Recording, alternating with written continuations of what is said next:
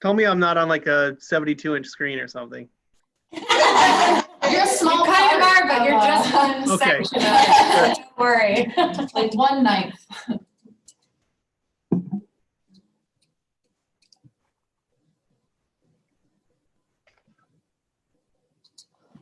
Did you have to download Zoom, the software, or did you already have that on your computer? I already had it. Yeah. Okay.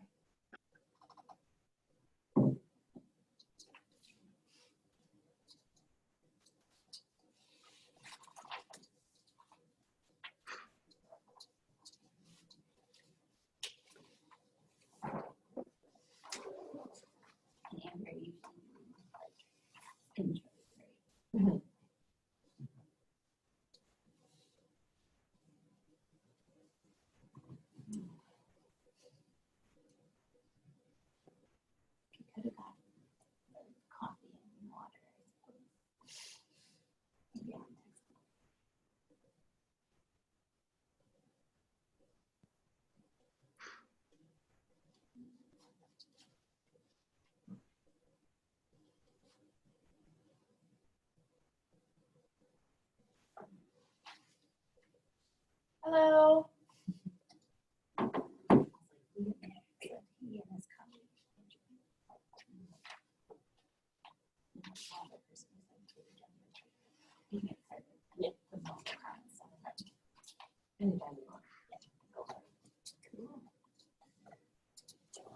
Hello, Liam. We see that you're on, but we're going to get started right now, and I'll share a little bit about Buffalo Commons. I know some of you might be familiar with it, some of you less so, and then we'll jump into Andrea sharing the meat and potatoes of what we're going to be talking about today for Policy Advocacy 101. So now it's going to go on Kristen Kazak. I'm Seneca Hot Clan and Polish, and I work on Buffalo Commons, which is actually a joint collaboration between PPG, Partnership for the Public Good, and Cornell ILR here in Buffalo. I've been doing this work for almost 3 years, which is really exciting. But Buffalo Commons is this idea that there's a lot of really great things going on locally, and how do we get people together to share these ideas? And that's basically all that it is. So it manifests in a couple different things, and I know a few of them will be shared more in depth today. So the first one is the digital library. So if you go to PPG's website, or if you go to Cornell ILR's website, you can navigate to our digital library that offers about 500 different resources that you can see and learn about. It ranges from reports to photo banks if you need anything for you or your organization to use on a variety of issue areas. But it's really focusing in on Buffalo, Niagara, Western New York. So I'll pause it there because I know we're going to talk about it in a little bit. Another thing is a researchers network. So we work with, there's 21 institutions of higher education here in Buffalo.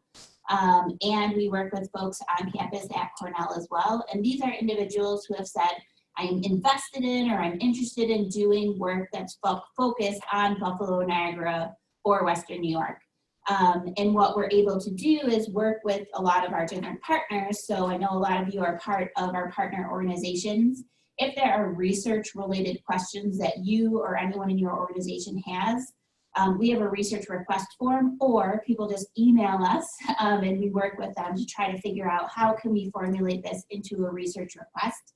And then we pair it with those who are in our researchers network to say, maybe you or your organization don't have the time or capacity to conduct the research, but maybe we can find someone, either a faculty, staff, graduate student, PhD student, or a class of undergraduate students who are able to take on these questions. We make sure that there's high quality and that they're really intentional about the ways that they partner with some of our partner organizations.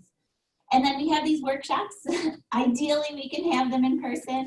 We love the relational elements where people can get to know one another. You can talk a little bit about your work, and you can find other people who might be able to support you in your work, or find other like-minded people on issues or content areas that you really focus on. So those are a lot of the things that we do here for Buffalo Commons. We also have this space, so it's a smaller conference room We won't pick up any sort of monitor to show you, but we also have a classroom directly across the hall from us that any of our partner organizations are able to use for free. Again, we know that people probably aren't going to use them anytime soon, but if you do have needs, which some of our partners do for gatherings, people have used it during the day or after hours. Sometimes on the weekends, we're able to make exceptions. But if you reach out to us and you just need a space to bring people together that's on the transit line, people have said that it's a really great option for them. So without further ado, I'll pass it over to Andrea unless anyone has any questions right now. Thank you very much. So I'm Andrea O'Sullivan, for those I haven't met, and I work as director here at Partnership for the Public Good. And hello, today we're going to go through our 101 Public Policy Advocacy curriculum, which mostly focuses on building community coalitions, working with the media, working with elected officials. So 3 big areas that we'll go through. But I'd love to just hear first kind of who's with us today, and maybe how does policy work or advocacy work show up? And you can tell us real briefly in your work or in your day-to-day activities. Let's start in the room, please. Hi, my name is Melissa Gopal. Actually, I'm here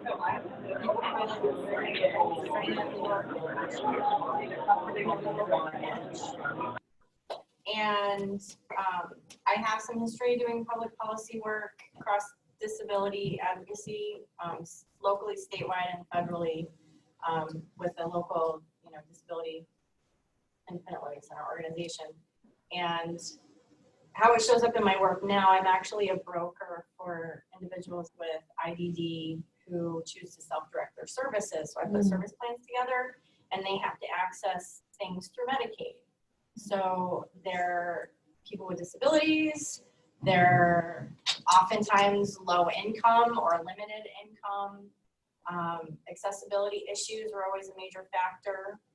And, Medicaid is the primary funding source for much of what I do as a pass-through through agencies, but that funds the people's services that I work with.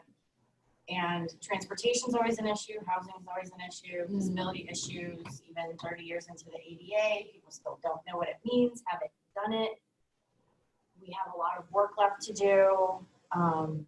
It shows up, and I'm also a peer when it comes to that kind of stuff. I have non-obvious disability issues and also use a lot of the service systems that the people I work with do. So it's always in my face. I experience it. I try to help people navigate, advocate, overcome, etc. So I live it, I breathe it, and I can't get away from it. Very good. Very good. Thank you so much. Yeah, so I was going to say a lot of our work ends up being partners who are really doing direct services or individual case advocacy, probably across your work. You're seeing, here is one issue that if this policy was different, it would make this whole system better. So that's often how issues come back up to us. Sure. Yeah, so my name is Sarah Wooten. I'm a community researcher here at PPG. So policy advocacy comes up in kind of many facets of our work here. I'd say a lot of my work revolves around housing kind of advocacy, but all kinds. Hi, I'm Laurel Mark. I'm the development officer at Housing Opportunities Made Equal, otherwise known as HOME. We're a nonprofit civil rights agency fighting for fair housing for all people.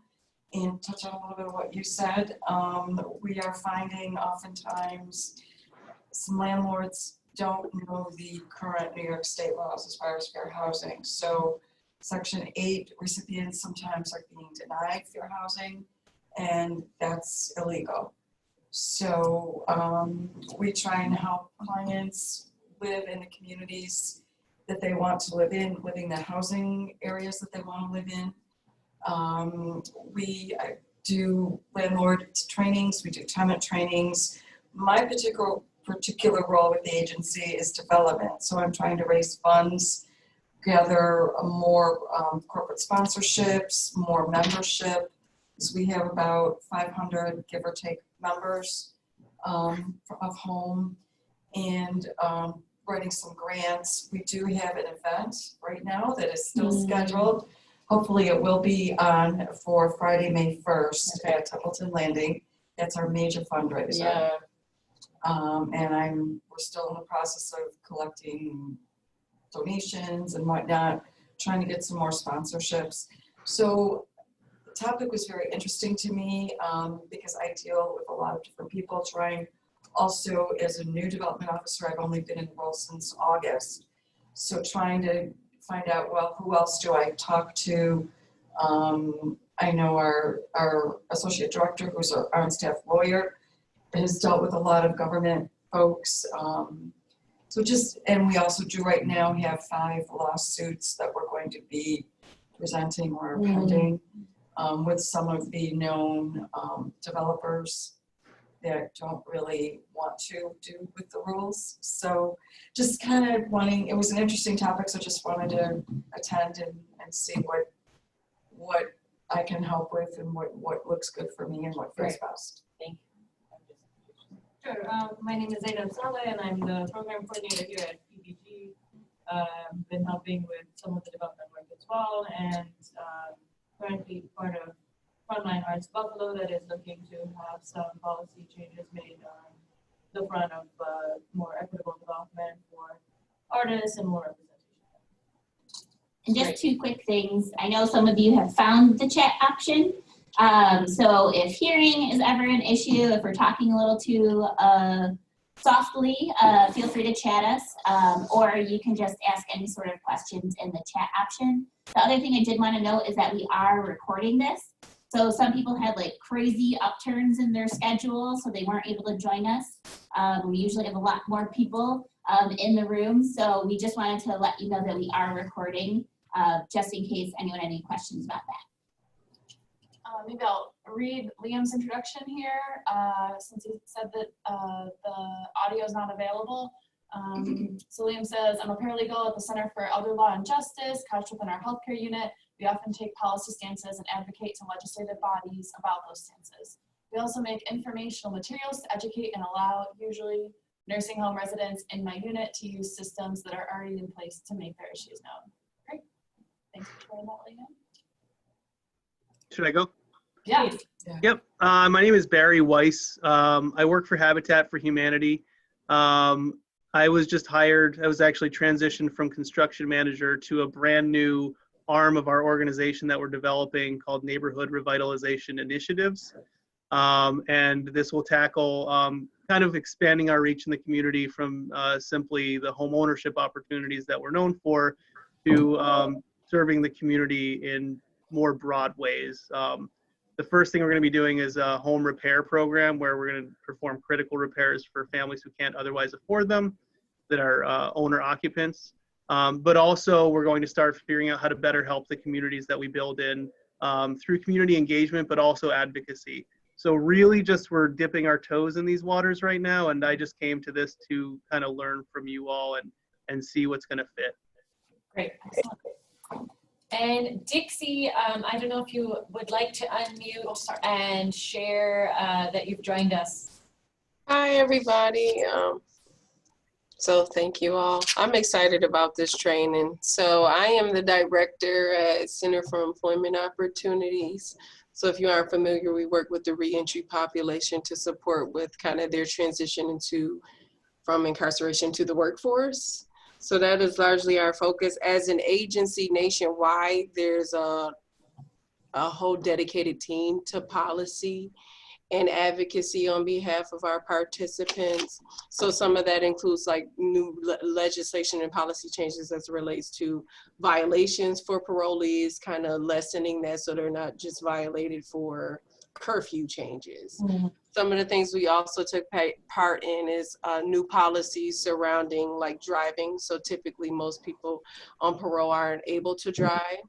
So we did a lot of policy and advocacy surrounding that. We participated in the fair fees and fines. I know that kind of came like it was a PPG baby at one point. Our JD does a lot of advocacy involvement with that outside of within our agency, and then outside agencies also do the same thing. We also do a lot of advocacy and policy support for change as it relates to funding streams for the reentry population. So a part of that includes like them having access to supportive services that already exist, because there's policies in place that kind of compromise their access, i.e. if they're in a program where they're working part-time, they may not be eligible for SNAP benefits, when in reality this is transitional work. So they should be. So advocacy in that way. And just also having dedicated dollars to support such a vulnerable population. So whether that be legislative or federal dollars, making sure that the reentry populations and service providers are still on the map in terms of being looked at as quote unquote deserving. So we do a lot there. And then what we do day to day for advocacy really surrounds employment. So a lot of that is educating employers to know that, you know, if you don't really hire individuals that are convicted, you're limiting your hiring pool. So some of that is just educating with employers on a smaller platform to support them with knowing what it looks like, how it looks, what they're deserving, the tax write-offs and all of those things associated, federal bonding, all of those things too. So that's CEO and policy. And for me, it's really having and heightened awareness of how best to approach this form of advocacy and just policy change support in it, and knowing what roles each person can play in it. For me, it's having subject matter experts tell me it versus me assuming or reading something that may be like a Wikipedia advice, right? So not proven. Sure. Very good, thank you. That kind of sums up for me. And we do have one more person who joined us, but it looks like they're still connecting to audio, so we will ask for their Circle back, intro in a yeah, minute. okay. So thank you, everyone. Some of you will know, but Partnership for the Public Good here, we call ourselves a community-based think tank. We're a network-based organization now with 305 community groups and nonprofit organizations that are signed members of our partnership. And so we are here to provide research, policy development, civic engagement activities, really led by the priorities and interests and needs of our partners that come up through your programs and services. So every year, the core of our advocacy is really that all partners are invited to bring to us what's the one policy change that they would like to see in the region for the year ahead. And in the fall, we lead a democratic process where partners bring those ideas that can be a city, county, or state law change, program change. And then partners come together, debate those ideas. We have a couple committees. And in December, I don't know if everyone here has been to it, but in December, we have the community agenda vote where many of our partners will come out. They'll have read the proposals for the year. And then each working group has a spokesperson saying, this is the change I want this year. They give a little 2-minute pitch, and then all the partners who are there that day cast votes, and their top 10 priorities form our community agenda. So this training is one that PPG has done for many years, specifically with the community agenda partners, so that at the start of the year, they have a little refresher on the core modes of policy advocacy before we get going on their issue areas and go visit every elected official locally, city, county, and state level. And all of that. So we decided last year to just start offering this on a regular basis for all partners, whether or not they have an active advocacy campaign right now or not.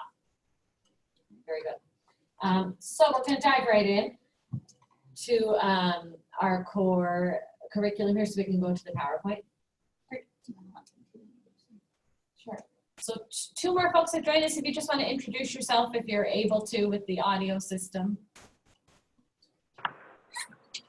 Hi, this is Shayna DiCamillo from Center for Elder Law and Justice. Hello, thank you for joining us.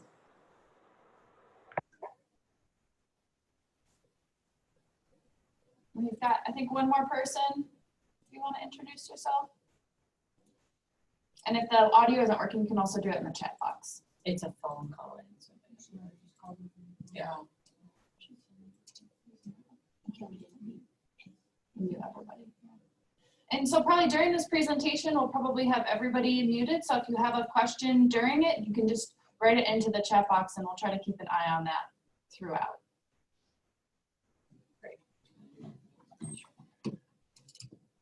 All right, so as I shared at the beginning, we look at public policy advocacy in kind of three big ways.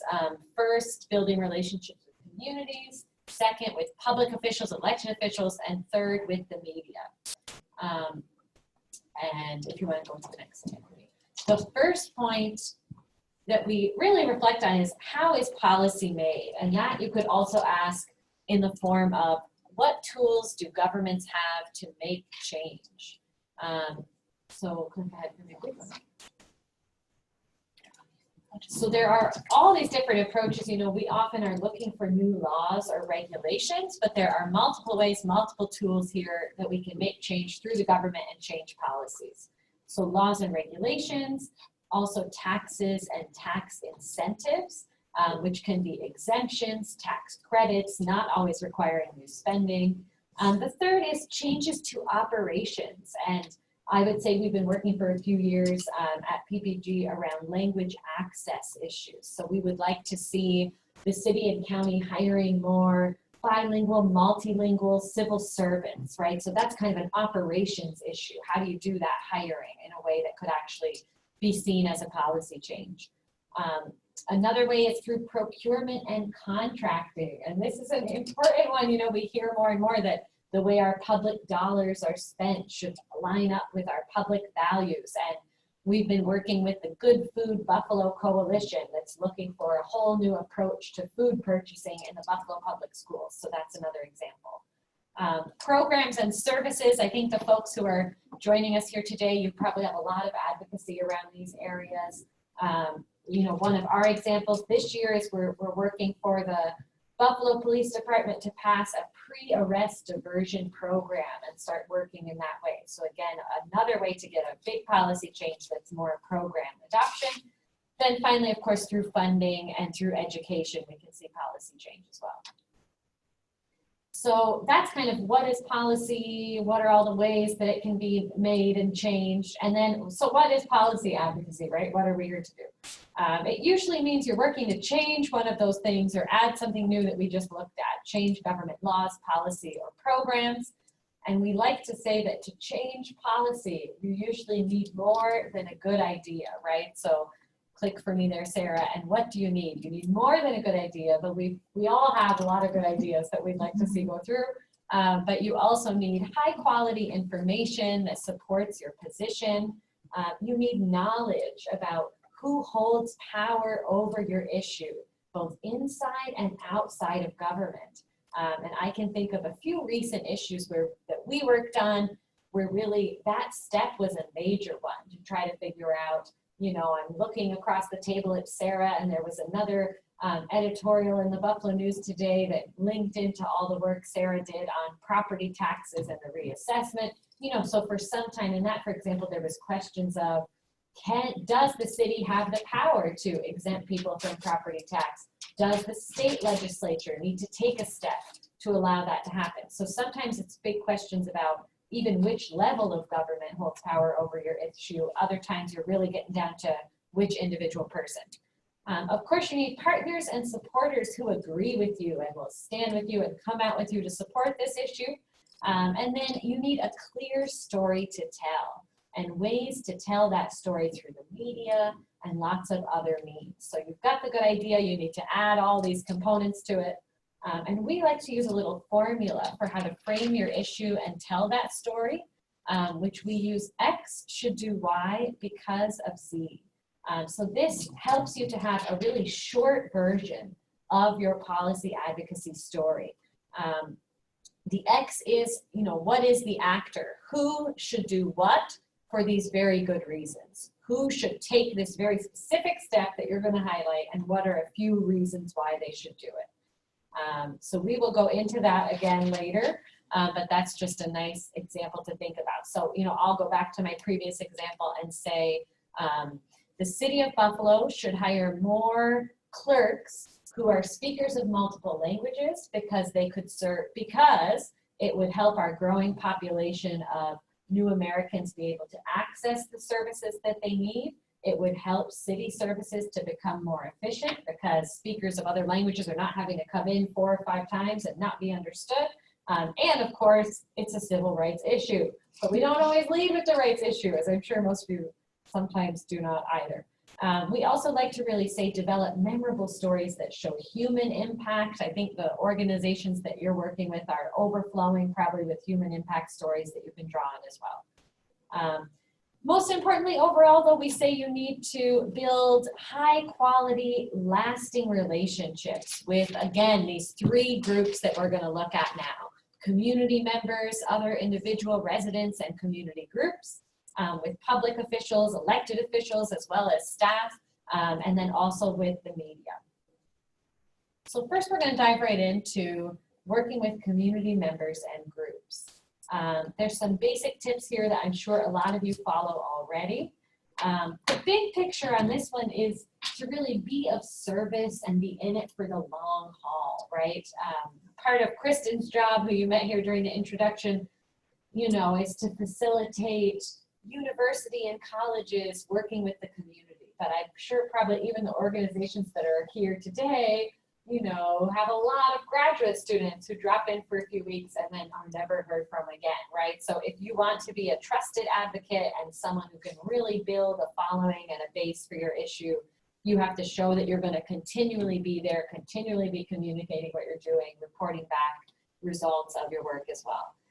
But the more kind of tools-based ones are to build out that network, build out your email list so you can have a listserv or newsletter. We've even been saying here how it is still so difficult to remember to bring that email sign-in sheet to every activity that you go and do to keep adding to that list. We also advise to choose your partners carefully. So just like folks are going to be seeing, are you in it for the long haul? Am I going to trust you? You can also really make sure you're choosing partners that across the board line up with the values of your issue. And Sarah, if you want to pop off to our website, we can show you, as I mentioned, we have over 300 partners here at PPG, and here on our website you can access a list of all of them. Wherever it's available, you can click through to the website of these partners. So you can really come on here and skim through who else is working on housing, who else is focused on senior services, and you know, even just in the name of these organizations, a lot of them will jump out. We're hoping at some point you'll be able to sort these partners by issue area, but that is in the works. So choose your partners carefully. You can look at our partner list to see who's around. We also have on our website a researcher directory. So under Buffalo Commons, you can go down all the way down to researcher directory. And here you can sort by issue area. So if we pick housing and neighborhoods, if that's your issue, this is for folks who are looking for who are local faculty, local academics, local researchers, and independent historians who maybe I could go to speak at my event or with a research question. And you can get this list here. You know, often you are doing something and you may need a so-called expert, right? We don't even like to use the word expert here anymore because there's so many types of expertise and lived experience. But sometimes if you're going to testify about something in a legislative body, you might want to bring along the weight of an academic researcher to lend a few minutes to your issue. So you can find those research-based partners here as well. Then, of course, working with community members and groups, you're going to do a lot of probably event planning. Although now we need to add a whole section for virtual event planning. But typically we say get to know free and low cost venues. And also if you go to our library and search for venue, you will find PPG has a venue directory here where you can click through this publication and see by capacity what are different venues available for public events and community conversations. So we go from big to small, but in here it'll tell you where is it, how much does it cost to rent it, what's the capacity that they allow, what's the situation with catering, can you bring in your own food or not, all of this. So these are events that are really open to, these are event venues open to community groups. Yep. Sorry to interject. Have they been assessed for accessibility? I believe we do have that in there. We mark if they're ADA accessible or not. Yeah. I think we do. If not, we better update that. Yeah. I just went to a local event that was not. Yeah, absolutely. So I actually have to complain about Yes, Yeah. this has the events director, so you can always check with the person there to be sure. But yeah, we usually say that in our tips. So get to know free and low cost venues that have good bus access, some parking available, sound. You know, if you go to an event and the mics are terrible, it can really ruin everything. A good temperature, right? That's another one. And then ADA. I actually just have accessible as well. updates. Isn't Yeah. Century Grill closed? We need to, I can see that we need to update this because it's 2018, 2018, yeah. yeah. So we'll add that to our list of things to do. That would be a good student project. Yeah. Yeah. Yeah, and then once you're holding an event, you know, really be intentional about who's speaking, what is your format. We say make smart use of PowerPoint, right? Not too much text, stick to slides with nice images that support your stories.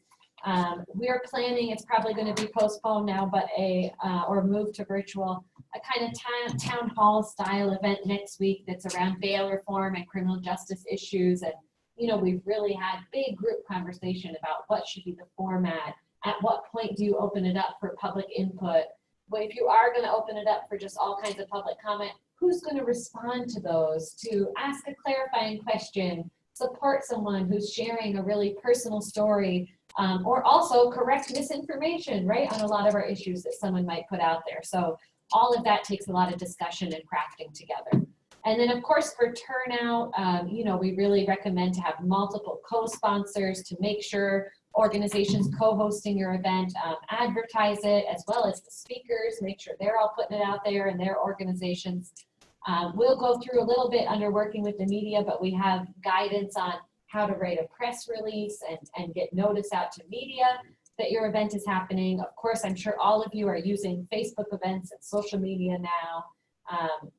More important, I would say, is even to make personal invitations. You know, use all the relationship building that you're doing. It's time consuming, but Facebook RSVPs don't seem to be worth the click that they were made with. So you can really send out personal invitations and emails to get people there as well. And again, we really like to emphasize keeping speeches short and having lots of time for discussion and Q&A. And with that, giving takeaways, giving action steps at your events as well. Another piece of advice, which, you know, again, we're in a strange time even talking about events, but we always like to tell partners, look for existing audiences, right? Do you actually need to host an event at all? I've actually been saying this to a couple of our partner coalitions lately. It can be so eager to have your fancy poster and show that you're doing something, but perhaps it can be more effective to go to 10 block club meetings and ask, can I have 10 minutes of tonight's meeting to present on my issue? Go to where people are already gathering. It saves you all that capacity of having to do the turnout, which, you know, can be hit or miss of how many people come out to your standalone event. So any other comments, questions, thoughts on the whole building relationships, community coalitions piece? I mean, obviously we could have a whole day on doing just that from our community organizer partners as well. I'm trying to see if we have anything in the chat box, but it's a little bit difficult. So if oh, here we go. Anyone can just speak up if you have any questions. Or comments or examples to share in the room as well, of course.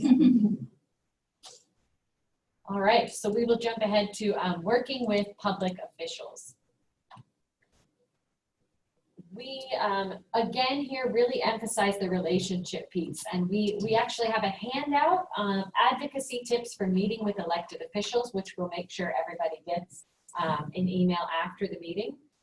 But again, it's all about those relationships and going to visit your public officials, elected officials, and department staff, right? When we talk about public officials in the media, we really like to emphasize they're just like everybody else, right? They're regular people. They need to eat lunch and drink coffee. You can ask for meetings and go see them as well. When we talk about going into elected officials, it's really important, of course, to research them first. What other roles do they hold? Who are their funders? What interests do they have? What accomplishments do they have that they're proud of? And before we wrap up today, we'll do a little lightning round of what we know about our city and county elected officials on those topics as well. If possible, you can meet with, of course, the person who represents you, but you need to look at who really represents or holds power on your issue as well. And when you go to them, it's very important, if you don't live in their district, to show how does this issue affect their district. Hopefully you have members of your coalition or organization that live in their district. But again, before you go, really learn about their background. Also try to learn their staff by name. And when you go into the office, really have a good chat with their staffers before and after, get to know them, develop relationships with them. They are kind of the gatekeeper that decides when and if you get to meet with the elected official or not. And often they're really the person advising, doing that background research and saying, what position should that elected official take on the issue itself. We then kind of on the mechanics of it, when we go in, like to ask for a specific length of the meeting. We will ask for an hour if we're going in with partner groups. That sounds like a small point, but if you don't do that, you'll probably be on their books for a 30-minute meeting, and then you'll be 10 minutes late and have to leave 5 minutes early. So you're gonna end up with no time at all to really discuss your issue. But before you go in, really formulate with your group, what are your goals for the meeting? What is the commitment that you want to see? And there's a kind of a whole menu of options for this that we'll talk about a little bit of what can you ask for, what do they have to offer, you know, in addition to vote for this piece of legislation, right? There's a whole other menu of options for ways to work together.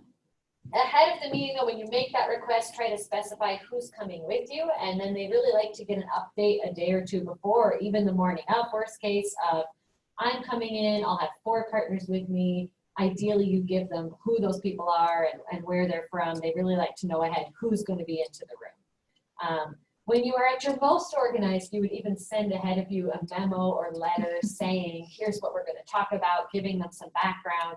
They may or may not have read that, so you can bring copies with you, but really getting your main points to them on paper. Don't expect that they'll have read it, so you still want to go in and recap and summarize those points when you're in the meeting. Anything else to share from our own team here? Anybody on just kind of that meeting prep and what you want to do ahead of time? Yeah, I would add a couple of things. So before the meeting, it's nice to have a meeting with the group of people you're planning on going in with to discuss, you know, what are the points that we want to make and who is going to be addressing each point. Because a lot of times, you know, you can kind of get caught up in the conversation and all of a sudden you realize you forgot to talk about X, Y, Z, or a few people haven't spoken at all. And it's kind of nice to get everybody's voice into the room. So it's good to kind of have roles prepared as much as possible.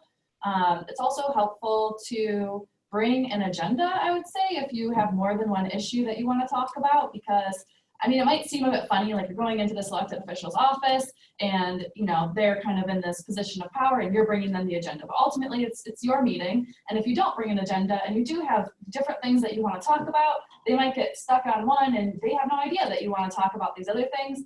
And they might be, you know, naturally talkative anyway, and you're just not going to have a chance to discuss those things. So those things can be helpful. I think too, having the information and the personal stories. So some elected officials really love to have those personal stories so that they can recount them.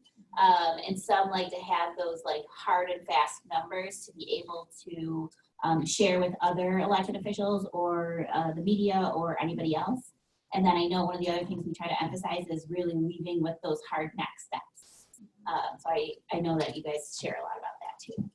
Yes, absolutely. And so when you go in as well, you may very well be visiting them to ask for something, but you also have things to offer, right? All of these elected officials need to show to their constituents they're working, they're producing things. So you may be going in saying, we have a draft resolution, a draft bill that we'd like you to co-sponsor. That shows that they're working. We have a press opportunity you can join us for. Of course, you're offering to them at all times kind of good community relations and coalition building if they start to work with you and your partners. And then, as is often the case with us, we're kind of offering them research that they wouldn't otherwise have. It's really interesting locally how limited the research and information that they often have can be, even about their own districts. So even if we just go in with census data estimating like how many speakers of other languages they have among the residents in their district, this is often like, wow, I didn't know that it was this amount or whatever. So some really basic information can be quite useful for them as well. Then on the flip side, you know, what else can you ask them to do for you? So you can ask for public hearings. I think especially if they're not quite ready to commit to what you're asking, can you host an official public hearing so we can bring more people in to speak about this? When they're on board with you, it can be really nice to say, we know these 2 other council members, we're not quite sure how they're gonna vote on it. Could you go ask for their support on this or find out what's stopping them from giving their support? Of course, they can kind of bring other governmental staff together to work with you. So I'm sure this has happened in your work. You know, often we'll have a county legislator say, oh, I'd really like to see that. Again, that's more a program than a law. So then, okay, will you introduce us to the deputy health commissioner who we need to talk to get through on this? So they can really make those referrals to commissioners, deputy commissioners, department staff, you know, head of permits and inspections, water department, whatever. And when you are introduced to those people by a common council member or a county legislature, they're much more likely to actually meet with you and follow through and work with you than when you just walk into them as well. Of course, the elected official can help you get press attention, can help you to convene a meeting, so keep all of that in mind as well. Many of them have newsletters, cable access, public TV shows, and you can ask to appear on those, and it's helpful for them to show that they're working with community on those as well. One big point we like to make that when you're in with elected officials, you will have ready, potentially, your X should do Y because of Z story, your short form communication of why are you there.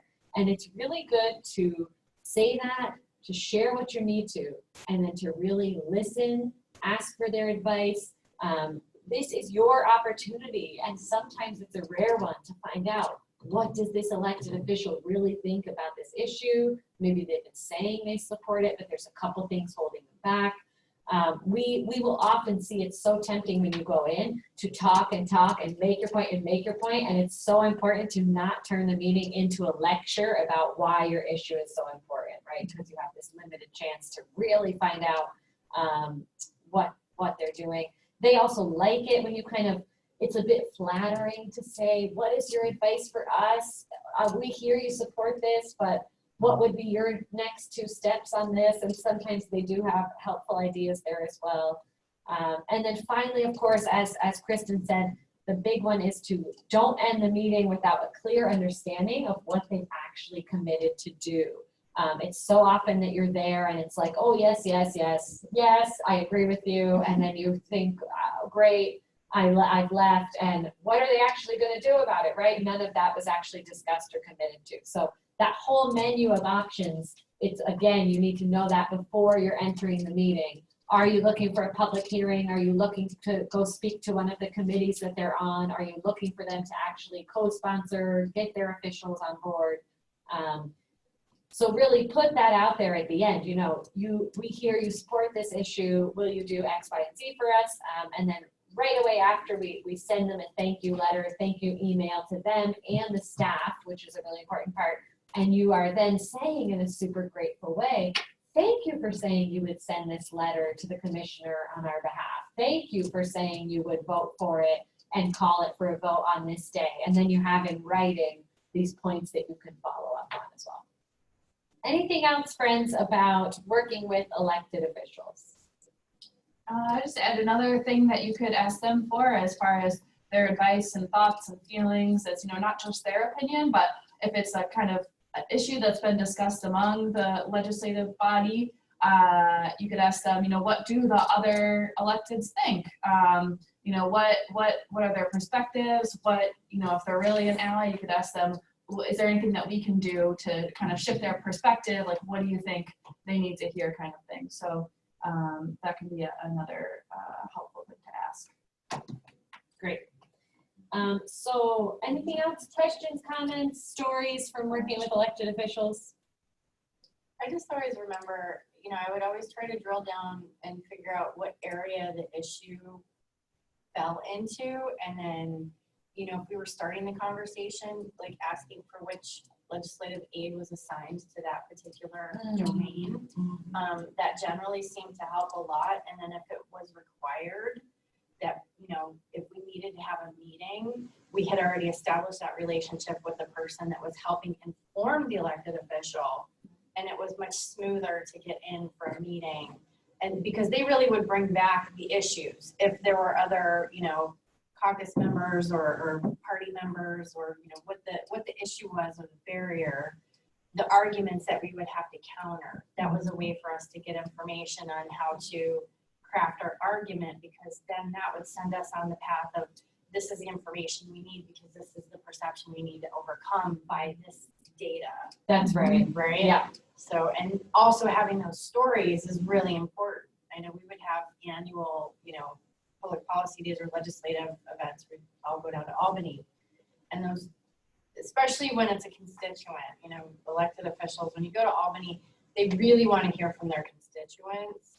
And we used to send people out in teams, and we would always make sure to include actual constituents from the district with that official, because if you don't, it kind of takes away your credibility. Mm-hmm. So having somebody that, even if they're not articulate, the group would support them to make sure that they could get their story across. And that would always make a big impact as well. Yeah, absolutely. And then just to emphasize, the impact of the relationship part again, at the moment we're drafting legislation at the request of one common council member and one county legislator on two totally different issues, so you can get to the point. What's interesting locally compared to New York State is they have such limited staff, and very often the city and county electeds at times may not have a staff person that has experience drafting a piece of legislation. So now and then we get to actually do that. But just for an example, we're even in meetings with the county person who's saying, okay, thank you, this is our plan A legislation, this is the dream. Can you also provide for me the plan B? Because here's the three little parts of this that I'm not sure if I'm going to be able to get through. So that's really great when you can even be doing that public work strategy with them and have all that lined up, so to be in that honest of a place with them where they feel confident that they can say to you, I want this, but it might not come through, giving the next version is really great as well. One thing that we do tend to add as well is, in your conversation with that elected official, try to perceive their level of support. If they already support it quite a bit, yeah, again, really lean off the trying to convince them to support it. Because we do find that with, some of the partners that we go, they're so used to having to prove their point all the time that when the elected official is already on their side, they still try to do that. And oftentimes that kind of puts the elected official off, where they're like, I'm already, what? Yeah, great. And then that takes the pressure off that elected official to actually say, oh, I'm going to commit to do X, Y, Z, if the whole time, like you said, is spent just discussing why they should support this thing that they've already said they support. Very good. All right. So we'll move to our third and final area of relationship building, which is working with the media. And for this, we should probably hop onto our website again. So first of all, we will share with you all, friends, that we have some PPG media opportunities you can take. We have a weekly radio show that goes out on our Facebook and then out on WUFO and Power 96.5 FM. So you can request to join that radio show at any time, most especially if you have a big event or a policy ask coming up that you need to publicize. Of course, as PPG partners, I think almost everybody here is from a PPG partner organization. You can send us over items you'd like us to share on our social media and to our both public newsletter that we have with a lot of subscribers. And then we also have a closed email list that just goes out to our partner organizations. So sometimes there might be, a more, it's not private, we can't say that because there's 300 organizations on it, but something that you're just looking for more buy-in before you do a big public thing, and we can share that way as well. Then there is a section on our website under the tab Action that we call the Citizen Toolkit. And this walks through, ways to get involved, ways to be informed. There's all these ways to find that high quality information on your issue there. But we're going to zoom in now to working with the media. So here we go through, this is small, I think, for the folks in the room, but the different types of submissions, first of all, that you can make to the Buffalo News. So writing a letter to the editor, which is a shorter 250-word column, writing an another voice column, which I'm sure many of you have seen, which bumps you up to 460 words there. And this walks you through how to make those submissions, what they typically look for in each type of submission. And then also we have, again, some tip pages here. So how to write a good op-ed, for example, is up here. You can review these afterwards. Yeah. That one, you know, is really saying in this length of op-ed, I think this is the main takeaway, you know, for any of the Buffalo News length pieces, you really want to make one point and make it well. Again, kind of similar to our extra do I because of Z model, you can follow that. Put right at the top, what is your main point? So many readers are going to skim this for 10 seconds and only read the top of your point of your piece. So put that right up the top. Make the argument of why readers should care. Again, that can be data, it can be individual stories in Buffalo, and then offer specific recommendations. It's important to remember your opinion pieces here are not a news story that just documents or describes a situation. You want to really say, this is an issue, this is why we should care, this is what we should do about it. So you can really make that happen.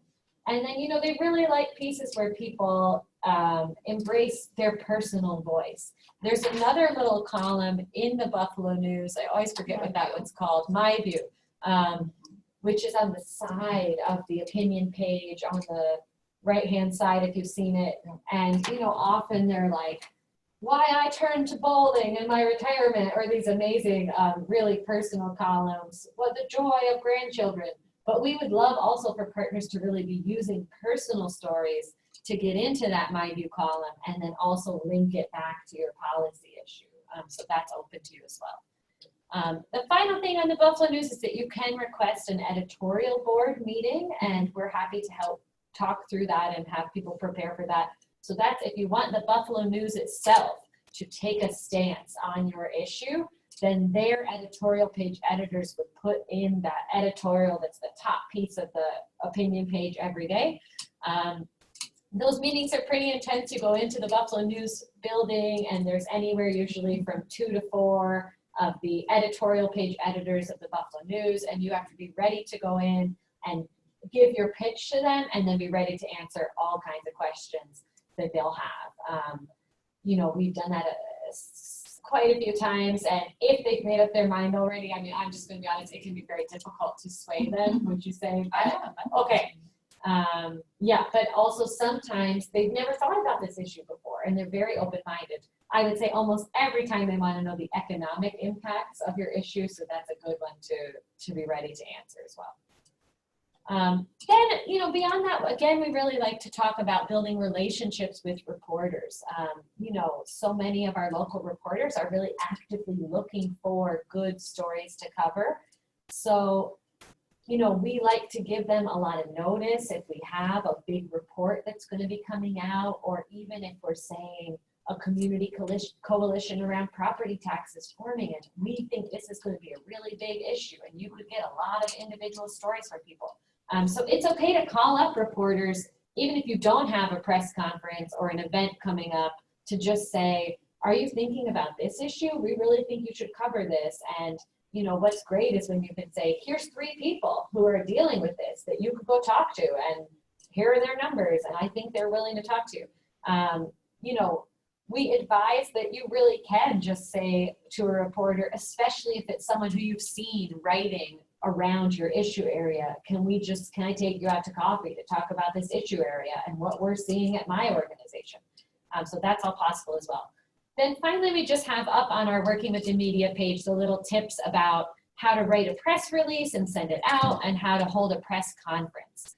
So often, if you are going to do a press conference, that's kind of a 3-step process. You put out a press advisory saying what's happening, when and where, who to contact for more information. Then you hold your press event, and then at that event you have ready to go a press release that tells the full story, has quotes from people. You can get those ahead of time and then have that ready to go. The press conference itself is an unusual event very often. So we like to say, you know, think of a symbolic place where you might hold it, first of all. The where for press conferences can be very important. So much of our local media is TV coverage, so think about the visuals a lot. Think about how to make your issue more newsworthy. Is there something that links it to this date or month? You know, all the International Day of this and that. You know, is there something seasonal happening? How can you add, which I don't know that we always do great at this ourselves, but how can you add conflict, humor, drama, something interesting to your press event? You know, some years ago, we often use this example when the Buffalo Public Schools had really cut phys ed. A whole group of our partners went and, you know, it was the adult leaders of these community organizations went to the steps of City Hall and did a children's exercise class that somebody locally teaches called Exercise Like an Animal. So you had all these like leaders of community organizations, big community organizations doing their exercises on City Hall steps. And then of course, talking about we need to restore physical education. So you can come up with those gimmicks that really do get a lot more people out. Sometimes groups will give out prizes, awards, rankings, which can be positive or negative, you know, and that's another good way to get people out to think about your issue. And then of course, to just get the everyday folks who are facing that issue, dealing with its impacts as speakers in your event is really critical as well. Other media questions, media stories you want to share? And again, there's a lot to click through on here, and we do a whole separate workshop. We actually have two. One that is working with the media and one that is writing for the media. So on this page 2, there's also tips on writing an opinion piece that one of the editorial page editors provided for us in a workshop from the Buffalo News. So there's a lot of links to click on there. Yeah, we should also say we maintain a media list on our website. So you can click here and get a press list.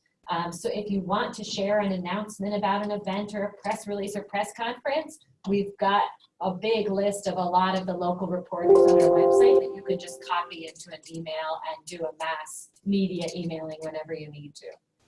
And always feel free to tell us if you see something here that's out of date or another reporter we should add to it or anything like that too. I would just add, as far as the press release, you want to write it as though it's the exact story that you would want to see in the paper. So it's a bit funny because you're writing it in advance of the event as though your event has already happened, and it's what you would want to see in the paper about your event. And of course, like the sources like the Buffalo News aren't going to copy and paste your whole press release, but it's a chance for you to really set the story straight, because a lot of times when reporters actually come to your event, yeah, it's great that they're covering it, but also, you know, they're thinking about so many issues every day, trying to get the details right, and a lot of times, you know, they might mix a few things up, and then you're looking at a story and, you know, it's not exactly the way that you would have written it. So this is your chance to kind of really get the information to them. And some of the news sources actually will publish it as is. So I believe the Criterion, for example, just like publishes your press release. So that's really nice in a way. Absolutely, very good. Anybody online? A press success or disaster from your past is welcome. I think we can go back, we can end the screen sharing and go back to just video for a little bit here now. Okay. Yeah. I think Sam also likes to share about the press conferences, that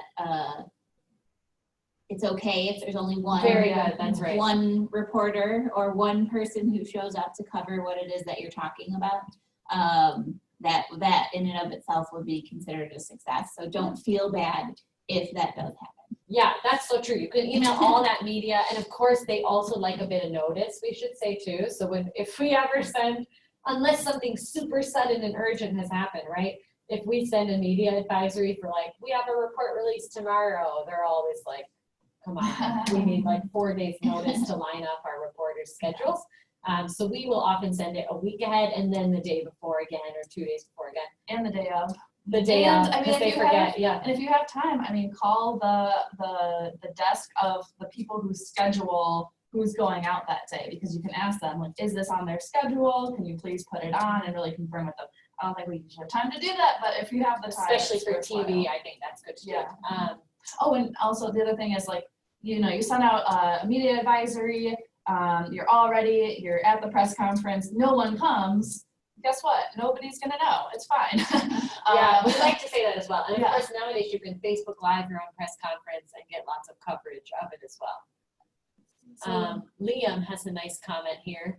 So our unit at the Center for Elder Law and Justice has a contact at the Buffalo News who writes very specifically about the topic area where we try to advocate. It's extremely useful to have those press contacts. That's right. And if you provide them good information for a few stories in a row on an issue area, my experience is that reporter will not publish on that issue area without checking in with you first. So we have a few, I mean, I'm sure almost every time they're writing about property tax, they're calling you first. And on bail reform, they're calling me every time to say, this is what we've heard and this.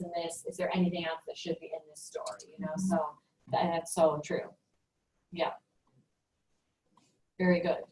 All right, so friends, what we do like to do now is use our, I guess we don't have to screen share it, but X should do Y because of Z format. And just one or two people could do a practice if you would like to of what is an advocacy issue that you're thinking of? Is there a change you know you want to seek? You could practice saying, you know, something like, the city of Buffalo should hire more speakers of other languages for these very good reasons. Or New York State should keep its bail reform for these very good reasons. You know, so think about that. And if we have any volunteers, we'd love to have one or two people practice that and we can give friendly feedback to that as well. You can give a couple minutes for people to Yeah, think about it. for sure. It's awkward on webinar. It's usually a part of the. We also, yeah, of course, when we do this with our community agenda partners, they all have an issue that they're working on for the year. So it's like, now it's time to practice your pitch on your issue. But just let us know if anybody thinks you'd like to do that, because I don't want to take 2 minutes if we're not going to have any takers. Well, we have an issue, and there's actually a bill that they want to get passed that's, and I think they've presented it on the, having ridership representation on the NFTA board. That's right. Very good. Okay. Yes. Because they are not users of the system and they make the decisions about the system, but they're so far removed from the system.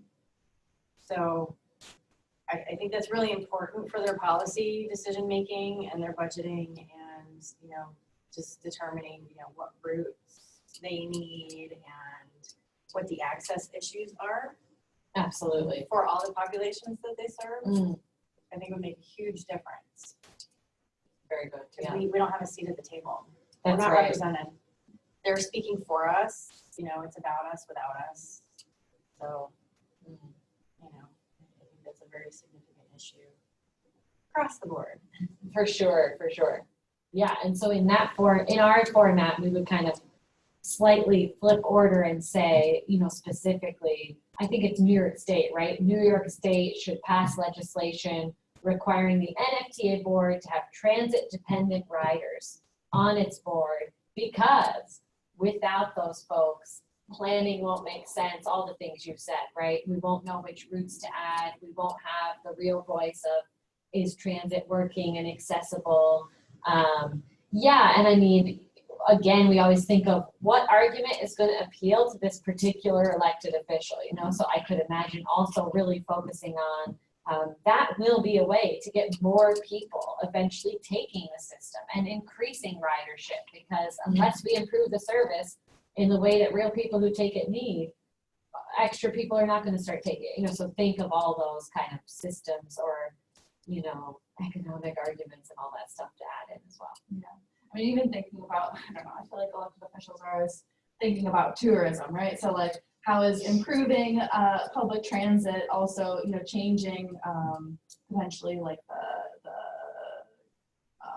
idea of how well our public transit works, right? Like people think of going to New York City, okay, I can take the public transit as a tourist, probably not thinking about that as somebody traveling to Buffalo, right? But maybe that would be, you know, depending on your public official, maybe that would be something else. Anybody else want to run through a little issue pitch? Okay, then this is kind of the wrap up of our curriculum piece here, going through these tools. So if we'll take any questions on this now from the room or the web. And then as we move toward closing, so I'm sure we'll end early with our conversion to mostly virtual, but Sarah is going to walk us through some profiles of common council members and county legislators that we have. So first, again, questions, stories, anything around these big areas of building community coalitions, working with public officials, working with the media. All right. It can be scary at first, but it gets easier. That's right. I know working with Montana with the source of income at the local level, Okay. the county level. Well, actually, the city of Buffalo first. I remember working with Montana way back. 7. Yeah, it was quite a while ago. You know, it was scary at first, but going in there, just talking to them as a person. That's right. Just because we've elected them and they seem to hold this mythical power, which they really don't. They're just people. And he's a good person. Right? Yeah, he's a good person. Yeah. It's their job for a while, you know. Sometimes for a long while. Sometimes, yeah, I know. Yeah. But just to remember that it's not as intimidating as you can make it out to be. We create our own anxiety around those issues. And I know I always used to have a hard time speaking with people or, you know, speaking up in public. And that was one way where, because it's a smaller group, so it's not like you're standing behind a podium, you're not addressing a huge crowd. It's more one-on-one. Right. Or small group. It makes it a little bit easier. You know, it's not like testifying in front of the New York State Assembly, which is, I've done that.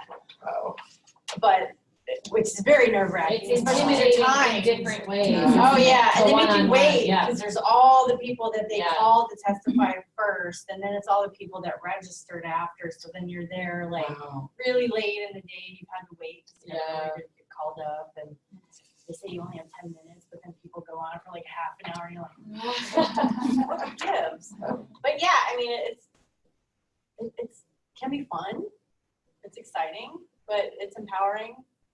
And it's really important. And what you said reminded me as well, you know, thinking about the elected as a person, you know, who do you feel most comfortable talking to in kind of any aspect of your life? A lot of times it's people who you've had conversations with about meaningful things. And also a lot of times, you know, kind of different facets of their life and ways in which you connect. And you know, I have great conversations, people I work with who enjoy knitting like I do. Like, if you find out those things that the elected official is interested in, things about their family, ask them about their kids, if you can remember their partner's name, like that, I think goes a long way to maintaining that relationship. So with that, we can head into a little bit about our elected officials. I'll share your screen. Oh, I think I know how now. I just had a quick question, Dixie. Yes. I was trying to type it in, but I didn't want y'all to go to No, that's something else. I was wondering if you guys could offer just some insight as to perhaps sharing out the best practice or means for contact efforts or recommendations for persistency, because sometimes, you know, you just don't want to hound people, and in the Buffalo you could rub somebody in the wrong way and they hate you for life. So it's just, you just don't want to do it. And then also to add to it, just in the recommended time frame for approaches, because I know sometimes there may be busy schedules and getting in contact with a scheduler. Maybe there's a platform where you would know, like, oh, this is high time for them to be away for meetings, so this may be downtime where you're more likely to contact them. Like, if you guys could offer some insight about that, it would be helpful. So for New York State elected officials, you can look up right online. If you just Google New York State Legislature session dates, their session calendar comes up. And it shows you what days that our local reps have to be in Albany or will be in Albany, because Albany is in session. And any date other than that, hypothetically, they should be back here in the district. But certainly for state officials, I mean, you really would want a month to be requesting their presence at anything. Probably takes about a month to get a meeting in their district office. If not more time. I mean, it also depends on if you're asking to meet with the elected official versus a staff member. A lot of times they'll say, oh, I'd like to set up a meeting. And they'll say, great, we have you scheduled for this time. It's not usually that easy, but they'll say that. And then you get there and it's a staff member of theirs. Like the elected official might not even be there. So if you really want to speak directly to the elected official, you should specify that. Yeah, the state, I mean, I would contact them a couple months in Yeah, advance. So with state representatives too, I mean, if you're meeting with their legislative director or chief of staff in the district office, that's pretty good. With the New York State reps, I would go ahead with those meetings if you don't want to wait many weeks. With city and county, I would just always get the actual elected official, and they'll have a staff member in there anyway, but there's not much point in doing it without them. You know, again, if you have a reason to show why your issue is pressing, I would say you can usually get into a common council member 2 weeks from now.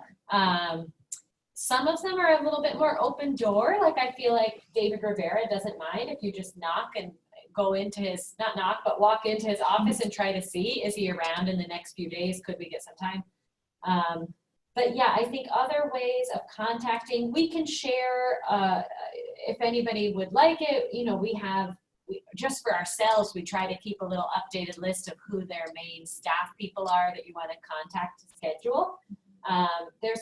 You can certainly put, especially with common council in the county, the elected official themselves on the scheduling email, but I would say there's almost no point requesting a meeting only to the elected official's email, because they just don't. I think it goes directly to the assistants. Yeah, so you always want to copy the staffer. And then we have really found with many common council members, it's always about the phone calling. Like you could, I would say certain ones you could email 6 times and never get an email response. So then you need to call and say, hello, did you see my email from Andrea on this date? And then as you're on the phone, they'll pull up your meeting request and get you booked in. Now, the state, oh, I'm sorry. Yeah, I was just gonna say for a state, there's like cyclical or seasonal. So they have budgets that they have to pass by very specific times and dates. And so a lot of times people request meetings with state electeds, and I'm sure with local electeds, right before the budget to make sure that their program or something is a line item or is included in the budget. So thinking ahead of time, and that'll usually happen, people will schedule those meetings. The governor announces things around like January, and then things kind of get finalized closer to February, March, and then things get approved like towards April, by the end of April, supposedly.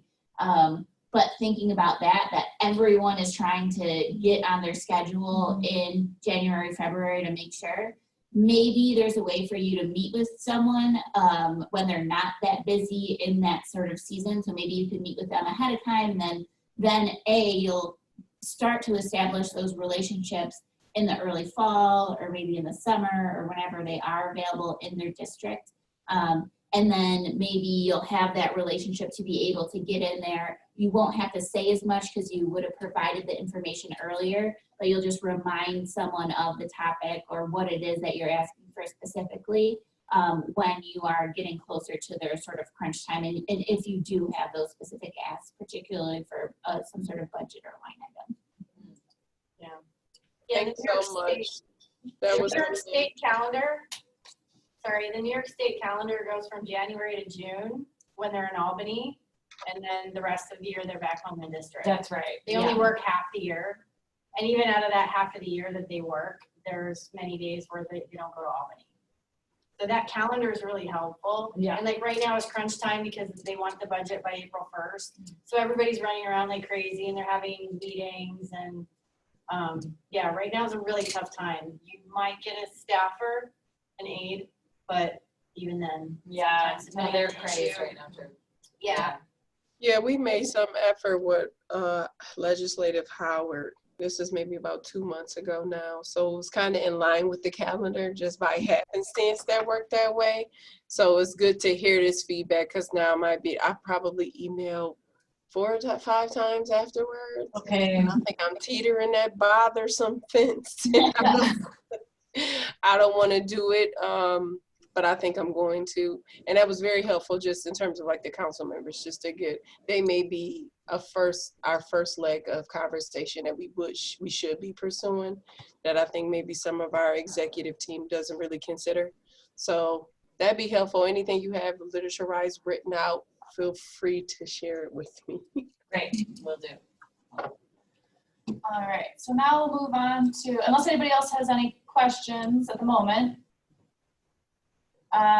we will move on to just a few facts about. Actually, What? do the share the screen itself, and then you'll be able to switch between. Okay, so I'll do this. Sorry, still getting used to I this. just So, learned that.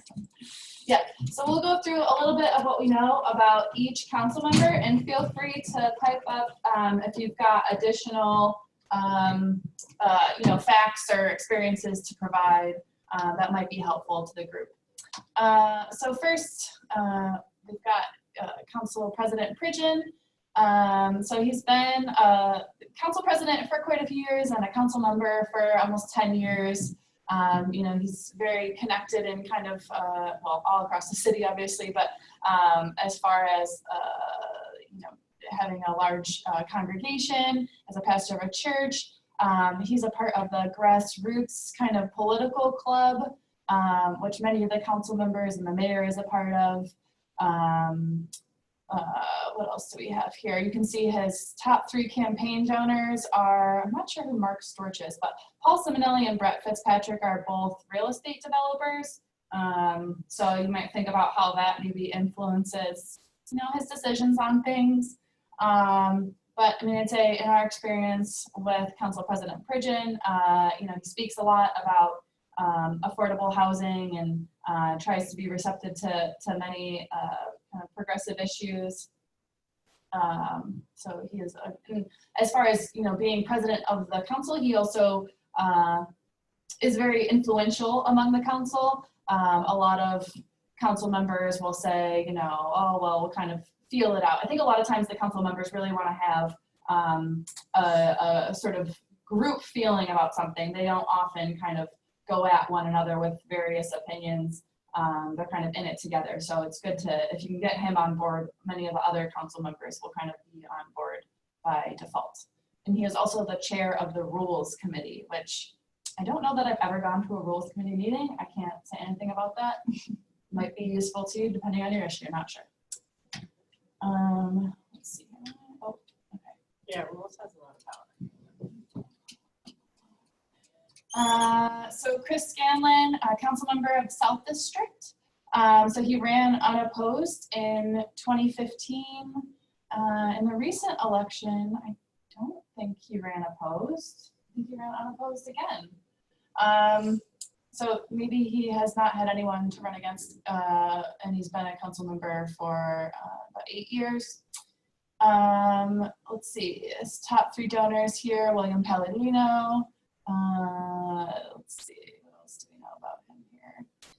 So he's on all these various committees. So he is the chair of the Waterfront Development Committee. So I think Andrea could speak more to this when she returns, but it's kind of interesting because the council members tend to, really take ownership over anything that's in their district. So for example, the Outer Harbor and the waterfront is technically in the South District, even though there aren't really residents at this point in those areas. It doesn't, other than the fact that it's geographically in the map, it doesn't necessarily impact his district more than others as far as residents. Yet the council generally will always turn to Councilman Scanlon around what happens there. So we've been working a lot with our Outer Harbor group. Wow, I always underestimate how difficult that will be to say. That group has been trying to make the Outer Harbor a state park so that it's publicly accessible to people and not developed as a bunch of skyscrapers for wealthy residents.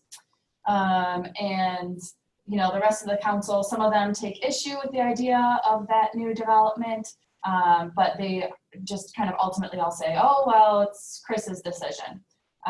So it's really helpful as far as understanding, if it's kind of location specific, what district is it in, because they're going to have the ultimate control over where or who is deciding these things. Councilman Rivera is the majority leader. He's been a council member for 12 years now. He used to be a police officer, so he has a lot of experience there. He's also the chair of the Police Oversight Committee, and so he's got a lot of thoughts on how Buffalo City Police might be doing things better. He tends to be one of our best allies on the Common Council. He's really interested in affordable housing, really sort of any progressive issue we bring to him, he's usually on board with. But he always says, you know, I'm one of 9 people. You have to get the majority to really do anything. So ultimately, you know, you need a lot of other folks on board with these things.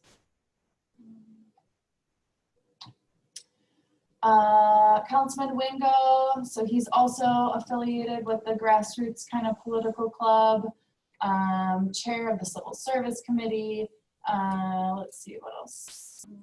He's been a council member since 2015. He did run opposed this past election. Also a pastor. In my experience in office visits with him, his legislative aides are really helpful. They're really the ones who dig into the legislation, whatever it is that you're presenting, they really get in there. Whereas with other council members, it's really the council member themselves who might really want to fully sit there with that. So that can be helpful. Councilman Wyatt in the University District. So he's been a council member for 5 years. So he has a background in banking, which I believe is probably why he serves as chair of the Finance Committee, and he's also on the Budget Committee. So if ever your issue relates to banking in some way, sometimes you can get a useful perspective there. He's also affiliated with Grassroots.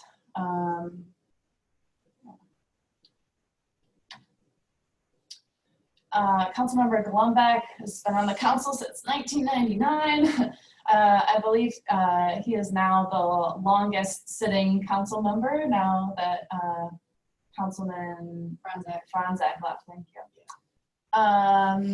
So he is also, does he still teach at Upstate? I think part-time. Yeah. And apparently, I don't know how we know this or if this is true, but apparently he enjoys reading, bicycling, gardening, and listening to music. Maybe true of other common council members. So the chair of the Preservation Special Committee.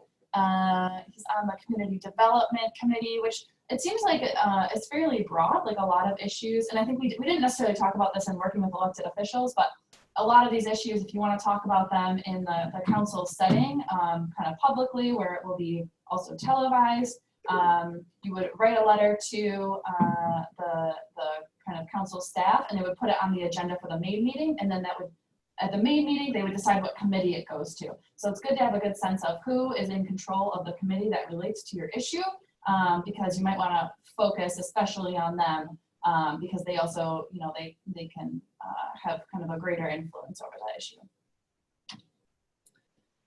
Councilman Bowman is a new councilman as of this year.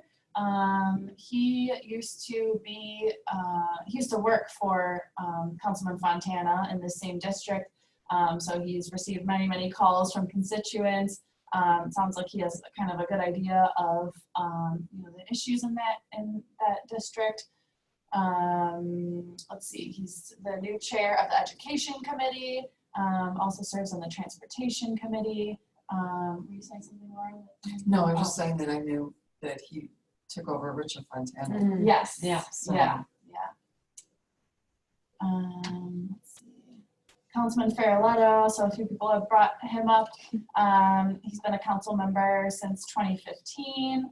I don't know if anyone actually ended up running against him this time. I think they actually got kicked off the ballot. And he was actually, so he originally got on the council after the previous council member had left. It was kind of like it wasn't even like a special election or anything. He was kind of placed by the Democratic Party. And let's see, this is still wrong. We really need to get rid of this. Ignore this. He has not served as a New York State Senator. I don't know why that's there. He is an attorney. He is the new chair of the Legislation Committee. Legislation is kind of interesting. They mostly do permits. Like if a business wants to put, you know, say on Chippewa, a business wants to use part of the sidewalk to have a table, then it goes to the Legislation Committee to figure out whether or not they can do that. And a lot of times the council members get very involved in that. But if you are proposing a new piece of legislation, it would go to the Legislation Committee. So he could be a good person to talk to. And yeah, he's from this big law family. It talks about the law firm. His mother, though, is Paula Farrelletto, who is the administrative judge for the whole 8th Judicial District that we're in. So she kind of in some form oversees, might be up to like 13 surrounding counties, courts, and judges. And he is a council member, I think, in PBG's experience, who really digs into certain issues that he's interested in. He'll really sit there, he'll meet with you, as many times as is necessary to get something done. And that's not always the case with legislators, so. Councilman Nowakowski is new as of this year also. He took Councilman Franzak's seat. He used to work on the staff for Councilman Rivera, and he seems like he is also interested in and very energetic about working on a lot of kind of progressive issues coming into office this year. He's the chair of the Claims Committee. He's the only LGBTQ elected official in Buffalo. What else? So just a quick thing about the legislative process, which, I don't know. But does anyone have anything to add about anyone on the council that you think would be helpful for the group? I'll just add one point on the overall kind of dynamic and culture among these gentlemen, is they have this whole kind of shared approach, which is that, it's happening right now where some of our partners are trying to meet with all of them about the proposed 20-story luxury housing tower on the Outer Harbor and expressing concerns about climate and all these other things about. So that's in Scanlon's district. And so in every other meeting that they have, the common council members may or may not express their own opinion, but what they all say is, well, that's in Chris's district, so I'm going to follow his lead. And this is a culture that we see over and over, where if an issue is explicitly in one district, so far, most of the others won't take a stance on it. They will just defer to that council member's decision. So then they'll vote with that council member. Of course, we find that a bit problematic because just because something like that big housing complex is in Scanlon's district, it would have implications across the city and for infrastructure and budget issues across the city. There's many examples of that where one thing is in one district but would have bigger implications. So that can be a bit challenging and just shows too why it's really important to know the position. If it is something that is focused in one district or two district, know the position of that person as well. We do have, we only have a couple minutes here, I think. Oh wait, no, we have. It's till 2:30. Oh, we okay, won't go so all the way yeah. until 2:30. Okay. We do have kind of a similar outline here of Erie County. So as most people probably know, our county executive and our deputy county executive. So Maria White used to be the executive director of the Coalition for Economic Justice. So she's really interested in working on many progressive issues. She's very strategic. If you meet with her, she will waste no time, telling you exactly how you can move this forward. And she's very helpful in that way, I would say. And I think it's someone who still self-identifies as, I came from human rights and nonprofit work and that sector, and yeah, she's great to work with. Other countywide elected officials. So we have our district attorney, John Flynn. I don't know if Andrea, you want to share any fun facts? I don't know if other folks have worked with John Flynn. So he's Democratic Party politician. There are times, I think he very much wants to be known as a progressive DA. Like you see, the Manhattan and Brooklyn DA, the Philadelphia DAs being written up as they're stopping arrests for these 25 offenses, all this stuff. Kind of wants to be associated with that, like a progressive movement DA, but then doesn't always take the policy stances that would actually make that true, is what I would say on this recorded webinar. As far as Sheriff Timothy Howard, I think a lot of people have heard a lot about him. I think it's been interesting. Some of us have met with Erie County elected officials, other kind of legislative people who have said, we want to, influence the way that the holding center is run in various things, but we really can't because Sheriff Howard is an elected official. We don't have much control over it. So it's interesting And to see how. indeed say the same with down here, it's covered. I think you can slide that over, but, Can yeah. Oh, You're kind of clerk. wow, look at Yeah. that. yeah, Oh, look it's at that. clerk.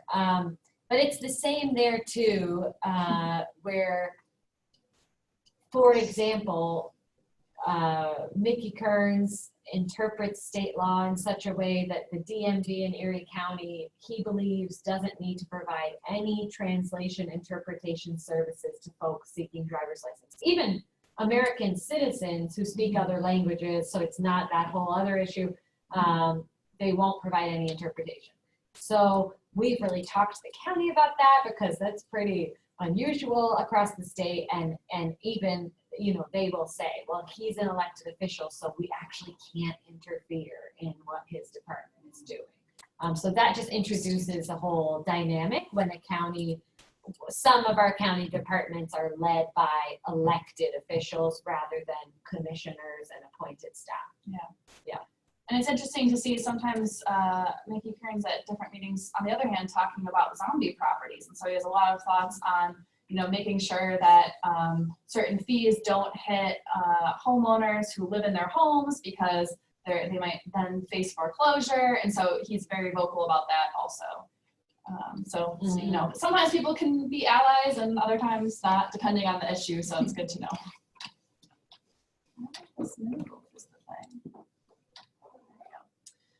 So we've got our Erie County Legislature members here, our district map. So only a few legislators, obviously, who really cover the city of Buffalo. Oh, I don't want to go through each of these. We have this and can send it around. Okay, yeah, so we have outlines of each of the legislators here. I mean, if anybody wants to share anything specific about, deep work that they've done with any of the legislators. I know we've worked a lot with Legislator Baskin. She also is very strategic and helpful. I think the meeting I had with her this year, Zainab and I were at, was like the most kind of helpful meeting with a legislature that we've had in a long time. Because she really just sat there and said, here's your campaign strategy. We're gonna do this press event at this time. We're gonna bring it to the legislature at this time. This is all because she has a strong background in the arts. And feels really strongly about making the arts more equitable. And so since that issue spoke to her, she really gave us a lot of tools and very quickly acted on the suggestions that we brought, made those changes, yeah. And I will say a few of our newer legislators and the Common Council members, I hope, are working to change another aspect of our local government culture, which is doing everything by non-binding resolution. If you go back, the Common Council has passed very few local laws for quite a few years. Very, very few. Like sometimes 2 or 3 a year. I mean, I think if they're anything, it's like naming something. Yeah, and naming then a it is street like or- the street is renamed, or this is the honorary day of whoever. So I see that Mitch Nowakowski is talking about, I want to pass these local laws, and April Baskin is very much, he has even said to one of our working groups, I'm not going to do this if it's a resolution. I'm only interested in laws now. So I think some are starting to pick up on the fact that there's been this culture of, oh yeah, you want to make this big health change, we'll pass that as a resolution. Then they celebrate it with a press conference, but it doesn't really bring changes. You have to really follow up to fight to get it into the budget and make it bring changes and make sure it keeps getting implemented for years. Whereas obviously a law is better for all the reasons that we know. So that's a hopeful shift, but it's one that's really entrenched, and it's just interesting if you pull up and do a bit of research how few local laws are actually passed. Yeah. Or even introduced. Yeah. Do you want to click through the PAI site from the Be Informed page? Sure, yes. So if you want to add to this type of research yourself or look up more about these elected officials or state elected officials, you can go again to our citizen toolkit, click on Be Informed. And some of you probably know the Public Accountability Initiative, which does kind of corporate and public accountability work, has a website you can click on, Little Sis, which is the opposite of Big Brother, if you get it. And in here, you can search for a local elected official or indeed a developer, as Sarah is doing. You can click on a developer like Carl Palladino and see which positions and affiliations has he held. And also, I think it's up under either giving or political, where you can see what candidates has this person supported. I think go to political. Go on down. Yeah, so you can see how much are they giving and who are they giving it to here then as well. And so, do they actually let you click here? Like, can we click on Chris Collins, for example, or Brian Higgins? Yeah, go ahead. So you can kind of look on here at who's connected to who, So if we saw Palladino gives across the political spectrum, a lot of developers do that. Then you can click through and see, here's Brian Higgins. Who else is giving to Brian Higgins? And here are his major donors. There's a way where you can see all the connections visually, which I know I'm not can't finding remember that how right to now do. either. Maybe. Not quite. So there is a way somehow. Oh, maybe this is it. No. Well, if you play around down here for a while, I can see. Just go back and click relationships. Maybe too. Okay. If they show it in like a web form. Yeah. I think you actually have to add people to your little. You know what this is? This is a specific person. If we go back to our, let's see, Brian Higgins. I think there's certain visualizations based network maps. Here we go. So it looks like Brian Higgins is a part of this particular map. Oh, we can Look at top Western New York recipients, Palladino here we Cash. go. So you can make these on this website, and Yeah. this is someone else has made this. So they have this power mapping tool, and you can enter in what you want, and it will compile these kind of visuals for you to show who's connected to who. Because it's interesting here to see the same person is donating to Pauline Cars as is donating to Tim Howard and Mickey Kearns, so there's a big mix with some of the people, or other times you just start to see the same people appearing over and over again with each other. Very good. So that can be helpful. Yeah, and as Andrea said, you can also make your own maps, which can then also show up on here. So it's kind of, if you get into it enough where you can kind of figure out how to use it, you can be contributing to other people's research by creating these maps that other people can then see, which is nice. And they hold their own trainings, and we've hosted them for one of our workshops. Yeah. And how do you, again, click on that's through your Be Informed? It's just available as littlesis.org too. Oh, okay. But on our Be Informed page, we have a bunch of, government research tools. Okay. And I think for the Be Informed page too, if you or your organization just want to find data or information yourself, you don't need a report that maybe we or someone else has put out. Maybe you're looking for like GIS maps of something that we don't already have. You can look on the Be Informed page, and there's like a GIS clearinghouse, or there's links to the Open Data Buffalo. There's links to a lot of different things if you yourself or your organization wants to do your own research. And we're always looking for other places to link to. So if you use a website or a place that has a lot of information that you think other people might be interested in, we also like to feature them both in our workshops and on the site. We'll just make sure I'm not missing any little chat comments here. All right. That is the introduction to all of this, my friends, and we'll send around some tip sheets and those elected official PowerPoints. Coming up, it was intended to be about 12 days from now, but we were assessing what we're going to do is our Working with the Media workshop. And then we also are setting a date now, which might be a little bit further out, like May, June, for a City of Buffalo budget workshop, which will be really getting into how can you advocate with that as well, and what are the important dates and everything to know. So you can always check our website for the next Buffalo Commons workshop, and we do quite a few that are in this series of really kind of the advocacy toolkit. Any final questions or remarks, virtual friends? All right, thank you for joining us. Thank you, Thank everybody. you. Thank you guys so much. Have a good one. Stay safe. Thanks all. Likewise. Don't you, I mean, Trying to end recording. I think so. Yes. Thank you for coming, our intrepid in person.